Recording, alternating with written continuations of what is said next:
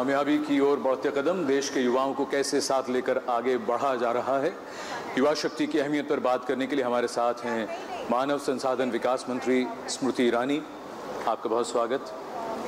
Textile मंत्री श्री संतोष गंगवार, प्रधानमंत्री कार्यालय में डॉक्टर जितेंद्र सिंह,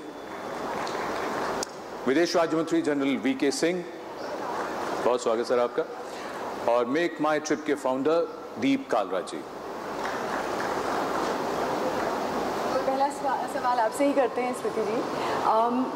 प्रधानमंत्री जी की जो ये कौशल विकास योजना चालू की गई है, ये कहाँ तक पहुँची है? कितने लोग इसमें अभी तक प्रशिक्षित हो चुके हैं और कितनों का लक्ष्य है? मुझे लगता है कि कौशल विकास की जो योजना राष्ट्र के समक्ष प्रस्तुत हुई आज से 2 साल पहले, अपने आप में एक ऐतिहासिक निर्णय था, क्योंकि कौशल वर्धन की बात राष्ट्र में कई सालों से हो रही थी, लेकिन एक निश्चित रूप से विभागीय ढांचा बनाकर उस काम को आगे बढ़ाने की शुरुआत पहली बार नरेंद्र भाई के नेतृत्व में इस सरकार में हुई। दूसरा, इस सरकार का एक बहुत अनोखा पहलू ये कि शिक्षा और कौशल के कुछ विषय मात्र एक विभाग तक सीमित नहीं है, कई सारे विभागों और मंत्रालयों में बटे हुए हैं। और कौशल बात ऐसी है जो जितना मुझसे संबंधित है उतना ही संतोष जी के विभाग से संबंधित है, उतना ही जनरल वीके सिंह इसको सुधार सकते हैं अंतर्राष्ट्रीय स्तर पर अगर हम कोई कोलैबोरेशन देखें तो। मैं इतना कहना चाहूँगी कि इस सरकार में हमारी सबसे बड़ी खूबी ये है कि समन्वय मंत्रालयों और विभागों के बीच निश्चित रूप से कौशल वर्धन में एक स्फूर्ति ला रहा है। और राष्ट्र के इतिहास में पहली बार हम जानते हैं कि कक्षा 8 के बाद कई बच्चे हमारे स्कूली शिक्षा छोड़ देते हैं। कुछ जो गरीबी का सामना कर रहे हैं वो नौकरी की तलाश करते हैं, कुछ उच्च शिक्षा ग्रहण नहीं करना चाहते क्योंकि उनकी सबसे पहली दरकार होती है कि 2 वक्त की रोटी रोजी कमा लें। ऐसे में समन्वय नाम का एक मैट्रिक्स हमने राष्ट्र को समर्पित किया नवंबर 2014 में।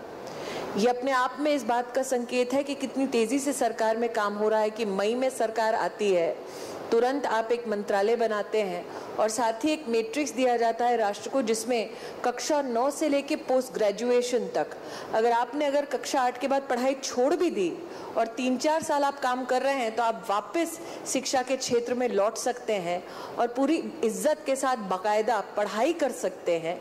मेरा सौभाग्य रहा है, जितेंद्र जी तो नॉर्थ ईस्ट का काम देखते हैं, कि मैं नॉर्थ ईस्ट हिल यूनिवर्सिटी जब गई इसी साल तो पीएचडी की डिग्री एक 76 साल के महाशय को दी अपने हाथों से, जिनको इस बात का गर्व था कि देखिए मैं नौजवानों के साथ काम कर रहा था इतने साल, अब उनके साथ बैठ के पढ़ भी रहा हूँ, अपनी डिग्री भी ले रहा हूँ। लोग या तो डिग्री ले लेते हैं या स्किल ट्रेनिंग ले लेते हैं, क्या कोई ऐसी भी स्कीम है जिससे दोनों चीज़ें साथ में हो, शिक्षा भी हो प्रशिक्षण भी हो? जी हाँ, हमने यूजीसी जो रेगुलेटर है उच्च शिक्षा का, उसके अंतर्गत पहली बार बैचलर ऑफ वोकेशनल एजुकेशन को प्रस्तावित किया है हमारे इंस्टीट्यूशंस में। कई बार अगर आप तकनीकी शिक्षा की चर्चा सुनते हो तो ये सुनने में आता है जी एक टेक्निकल इंस्टीट्यूशन बन गया है, वो एक शिफ्ट में पढ़ाता है, बाकी पूरा दिन वो इंफ्रास्ट्रक्चर ज़ाया होता है।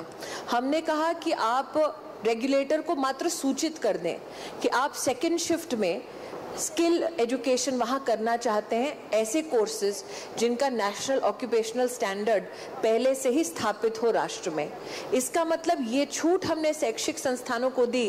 पहले होता था कि शैक्षिक संस्थान को कुछ भी शुरू करने से पहले आकर यहाँ पर हाथ पैर जोड़ने पड़ते थे दिल्ली में और पूछना पड़ता था रेगुलेटर से कि आप अनुमति देंगे या नहीं, तब हम अपनी किस्मत को चमकाने का थोड़ा बहुत प्रयास करें। लेकिन इस सरकार ने रेगुलेटर के प्रति जनता के विश्वास को देखते हुए ये कहा कि शैक्षिक संस्थान अगर कानून के दायरे में रहकर मात्र इंफॉर्मेशन भी दे दें और स्किल एजुकेशन को बढ़ावा दें तो सरकार के लिए पर्याप्त कदम है।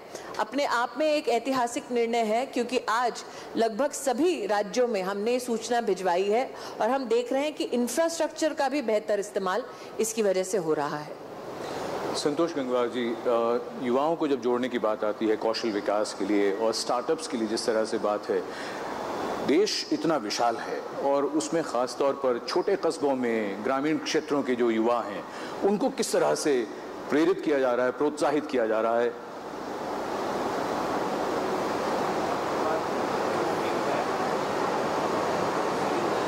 देखिए के प्रधानमंत्री बनने के बाद उनका सोच जिस प्रकार का सामने आया, अभी जैसा आदरणीय स्मृति जी बता रही थी, सबसे कम स्किल के साथ अगर काम करने की रुचि है और कृषि के बाद सबसे ज़्यादा अगर रोजगार है तो वो टेक्सटाइल में है।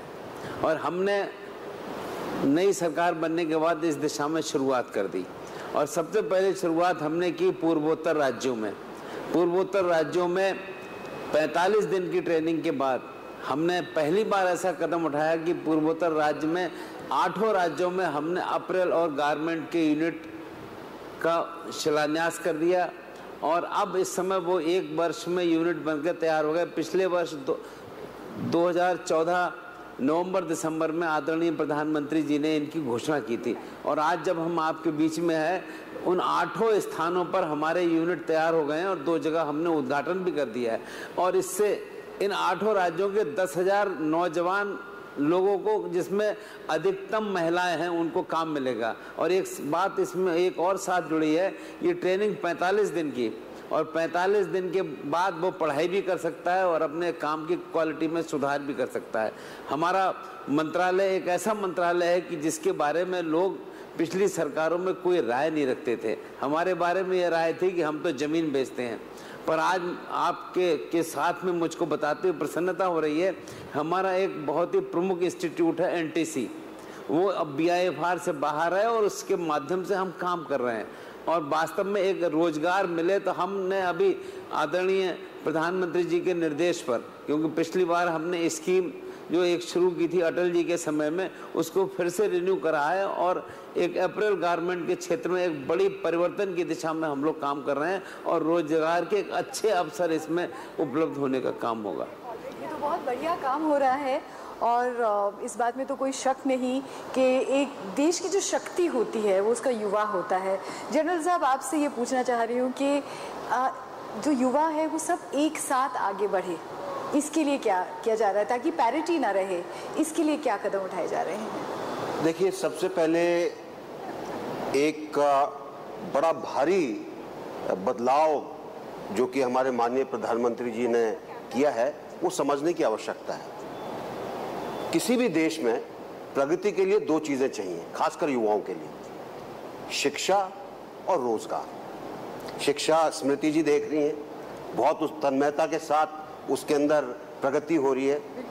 अब जो बच्चे पढ़ जाते हैं या किसी स्तर पर पढ़ाई आगे नहीं ले जाते, उनको कुछ रोजगार मिलना चाहिए।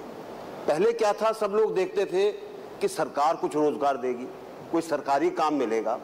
अब ये एक पैराडाइम शिफ्ट हो गया। प्रधानमंत्री जी ने कहा कि इन लोगों का कौशल विकास करिए।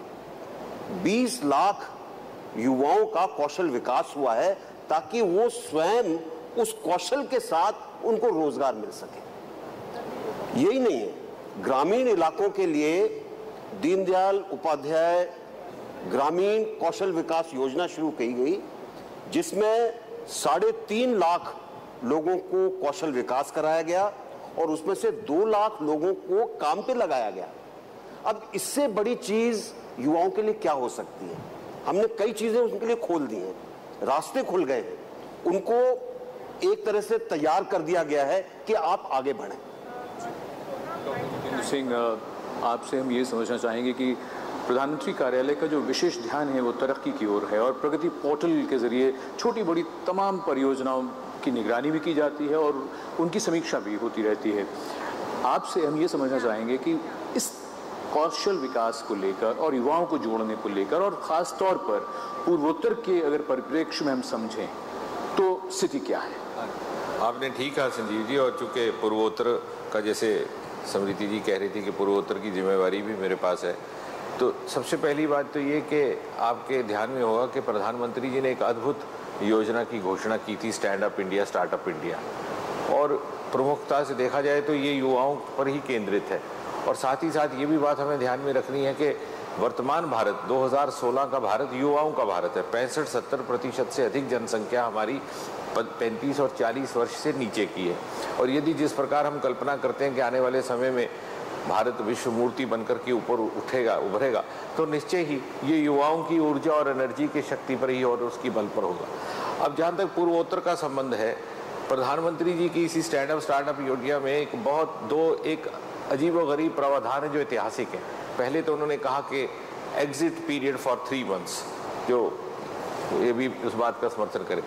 3 मास के बाद यदि बच्चे को लगता है कि वो जो उसने काम शुरू किया उसकी प्रवृत्ति उसके स्वभाव के अनुकूल नहीं है, छोड़ सकता है। मैं समझता हूँ कि इतनी कंपैशनेट ये प्रोविजन कभी नहीं हो सकती थी। जिस तरह से कि माता पिता अपने बच्चे को अगर यदि वो काम छोड़ता है तो उसको ये नहीं कहते कि तू घर से छोड़ जा, वो कहते हैं कोई बात नहीं बेटे, तू कहीं और अपना कर। तो एक बच्चे के ऊपर लाइबिलिटी नहीं रही।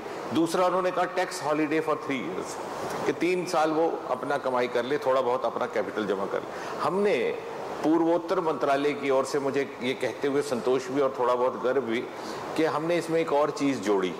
पूर्वोत्तर की परिस्थितियों को देख करके डोनर मंत्रालय ने ये घोषणा की है कि हम जो भी नवयुवक पूर्वोत्तर में स्टार्टअप का प्रयास करेगा उसको हम वेंचर कैपिटल फंड देंगे अपनी ओर से, यानी उस पर आर्थिक लायबिलिटी भी नहीं रहेगी। तो आदरणीय प्रधानमंत्री जी की ओर से 3 मास का exit period, 3 years of tax holiday, और डोनर मंत्रालय की ओर से उसको राशि की लायबिलिटी भी नहीं रहेगी। और इसका कहने का अर्थ ये कि इतना अधिक अनएक्सप्लोर्ड पोटेंशियल है, विशेषकर ऑर्गेनिक फार्मिंग को लेकर के। यदि आप फ्रूट प्रोसेसिंग का काम करें पूर्वोत्तर में, 40% फल हमारा ज़मीनों पर ज़ाया जाता है क्योंकि उसकी स्टोरेज नहीं हो पाती। इसी प्रकार के यदि इतने सारे वहाँ पर और विकल्प हैं मौजूद, यदि उनको आजमाया जाए तो मुझे विश्वास है कि एक दिन आएगा कि पूर्वोत्तर स्टार्टअप इंडिया का फेवरेट डेस्टिनेशन बन जाएगा। पूर्वोत्तर में तो युवाओं की दिक्कत है ही, और कौशल विकास की जरूरत इसलिए भी है कि यूथ एक्सोडस एक बहुत मुख्य वहाँ पर समस्या है। हजारों की संख्या में युवा बाहर आते हैं। क्यों आते हैं? जैसे स्मृति जी ठीक कह रही थी, रोजगार के लिए आते हैं, उच्च शिक्षा के लिए आते हैं। क्वालिटी शिक्षा नहीं है अगर है तो, परंतु यदि हम वहाँ पर रोजगार के साधन पैदा करेंगे तो न केवल पूर्वोत्तर के युवा बल्कि देश भर के युवा, north east will be the destination of prime ministers startup mission. That's very well put, but let's look at the view from the other side. Deep ji, you're from the startup side, if one can put it that way. आपको क्या लगता है कि युवा startup India, make it India, digital India में किस तरह जुड़ रहे हैं और इंडस्ट्री इनको कैसे देख रही है? I had the good fortune of meeting the Prime Minister actually just before I think he became Prime Minister. तो हमारी एक NASSCOM की डेलीगेशन थी of software services and IT industry, जो प्राइम मिनिस्टर से उस टाइम एक्चुअली डिक्लेयर नहीं हुए थे। और उन्होंने एक बहुत ही इम्पैक्टफुल चीज़ बोली। उन्होंने कहा कि हर साल हमारे पास 60 से 70 लाख युवक निकलते हैं कॉलेज से एजुकेटेड, पर रोज़गार मिलती है केवल 20 लाख को। तो ये जो गैप है 50 लाख का, 5 मिलियन जॉब्स का, ये कैसे पूरा होगा? और ये ओवरनाइट जॉब्स नहीं क्रिएट हो सकते, ये स्मॉल बिजनेसेस से होगा।